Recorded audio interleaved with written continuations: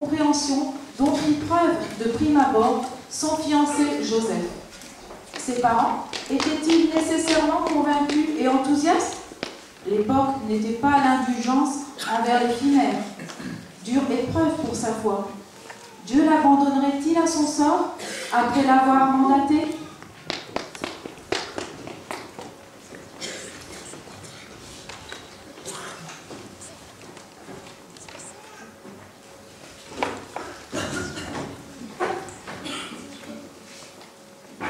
Marie!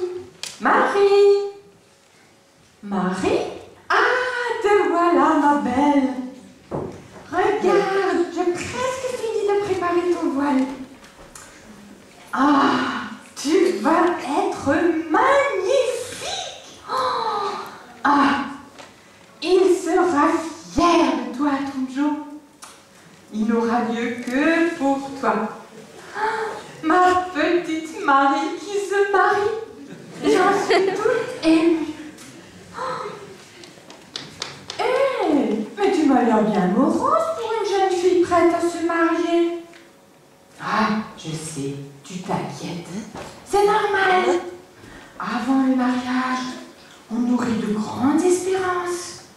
On rêve du mariage parfait, du mari idéal, de beaux enfants. Et plus le jour J approche, plus on se dit, est-ce que j'ai fait le bon choix? Est-ce qu'on est vraiment fait l'un pour l'autre? Est-ce que notre couple va tenir? Ah, je me rappelle encore tellement bien comment c'était pour moi. Il faut que je te raconte. Mais tu pleures? Mais ma chérie, qu'y a-t-il donc de si grave? Maman, je crois que je ne vais pas me marier. Comment ça? Il ne veut plus. Mais qu'est-ce que tu racontes? Qu'est-ce qui te fait croire cela? Il ne veut plus de moi. Non, ce n'est pas possible. Écoute, Tonjo, c'est un homme bien. Il est sérieux, il est attaché à toi. Et il t'aime. Bien sûr que tu vas te marier. Avec un homme tel que lui, tu n'as aucun souci à te faire. J'ai bien vu qu'il ne me croyait pas et qu'il ne voulait plus de moi. Je ne comprends pas ce que tu dis là. Qu'est-ce que tu racontes là?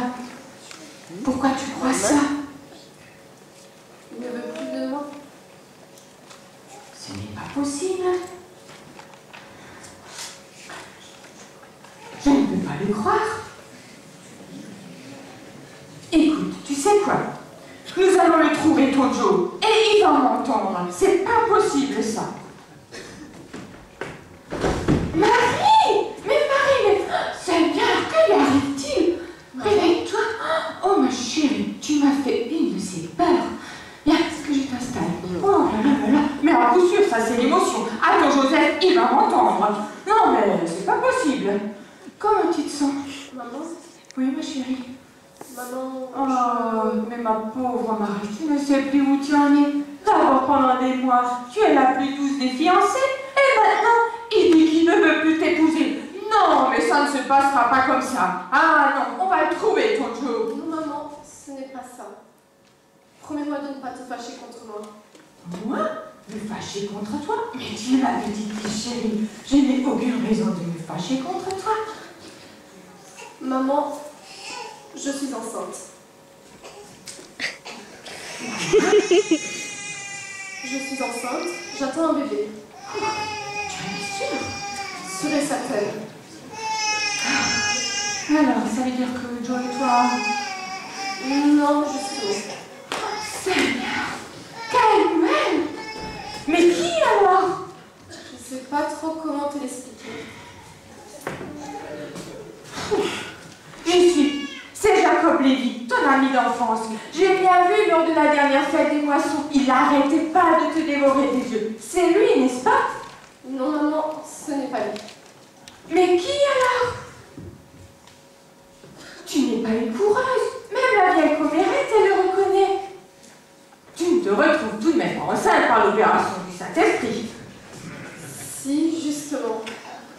Ma petite Marie, toute cette histoire t'a fortement secouée. Écoute, tu vas te retenir. reposer. Moi, je vais appeler l'oncle Jérémie. Il te prescrira une de ses potions et tu retrouveras tes esprits. Maman, je ne suis pas malade, juste enceinte. J'étais dans ma chambre, en train de prier quand j'ai vu un ange. Seigneur, un ange maintenant. Il m'a dit que l'Esprit allait descendre sur moi et que j'aurai un fils, qui sera le Fils de Dieu et le roi d'Israël. J'ai répondu que je suis sa servante et qu'il me soit fait selon sa volonté. Ma pauvre Marie, tu déraisonnes complètement. Ça fait plus de 400 ans que le dernier prophète est mort et qu'on n'a plus entendu parler l'Esprit de Dieu. Notre peuple vit sous la domination romaine. Dieu nous a abandonnés, Marie. Et toi, à force de tant prier, tu as la tête dans les nuages. Tu as perdu le sens des réalités. J'ai même peur que tu sois un peu illuminé et tu te berces d'illusions. Mais cette histoire d'ange pour cacher ta faute, alors là, si ce n'était pas aussi lamentable, ce serait risible. Mais maman, je t'assure, tout cela est vrai. Regarde, la cousine Elisabeth est bien enceinte elle aussi. Et tu as toi-même dit que cela tenait du miracle. Ah oui, la cousine Elisabeth. Pour elle, cela relève du miracle. Être enceinte à son âge, après toutes ces années de mariage sans enfant. Mais pour elle au moins, on sait qui est le père. Tandis que toi, si Joseph n'accepte pas de t'épouser, mais tu te rends compte de ce qui se passera. Marie, tu ferais mieux de tout avouer. Oh, ma petite Marie, que t'est-il arrivé? Je ne te reconnais plus. Je ne sais même plus qui est ma fille. Mon Dieu, pourquoi personne ne veut me croire? J'ai pourtant dit que j'étais ta servante. Ah, c'est toi, tu tombes bien. J'ai dit que tu pouvais faire selon ta volonté. Mais pourquoi est-ce si difficile?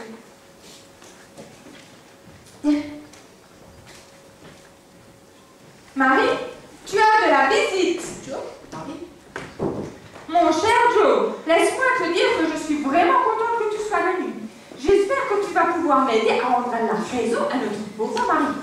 Depuis tout à l'heure, elle n'arrête pas de débiter des absurdités. Et vous allez me faire le plaisir de vous réconcilier tous les deux. Justement, Ah, je suis venu dire à Marie que j'avais eu tort de lui parler comme je l'ai fait. Elle disait la vérité et je ne l'ai pas cru. Vraiment? mais que dis-tu là, Joseph? Tu ne vas pas t'y mettre toi aussi?